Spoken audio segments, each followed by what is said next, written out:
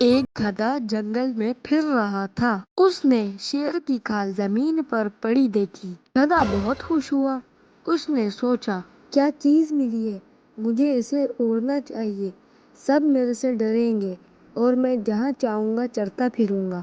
یہ سوچ کر گدھے نے کھال اوڑھ لی اور جنگل میں ادھر ادھر پھرتا رہا۔ جانور اس کو دور سے دیکھتے اور بھاگ کھڑے ہوتے تھے اور کہتے، شیر آ گیا، شیر آ گیا۔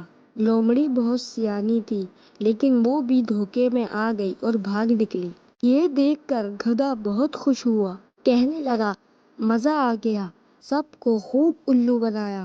یہ دیوانے تو مجھے بے وقوف کہا کرتے تھے اور خود نادان بن رہے ہیں۔ گدھا خوش تھا کہ چپ نہ رہ سکا اور زور زور سے ڈھیں چوں کرنے لگا۔ سب سے پہلے یہ آواز لومڑی نے سنی۔ وہ اسے سن کر فوراً بھاپ گئی۔ یہ ہو نہ ہو یہ گدھا ہے۔ وہ دوڑ کر گدھے کے پاس پہنچی۔ گدھے کو کیا پتا کہ اس کا راز کھل گیا ہے۔ وہ فوراً تیز ہو کر بولا، ارے او لومڑی، ڈرتی نہیں، آگے بڑھی چلی آ رہی ہے، جانتی نہیں میں شیر ہوں۔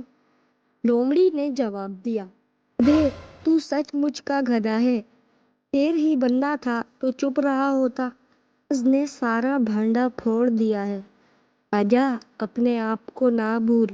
جنگل کے دوسرے جانوروں کو پتہ چلا تو سب پر گدھے کی حقیقت کھل گئی اور گدھے کو سخت ضلالت اٹھانی پڑی۔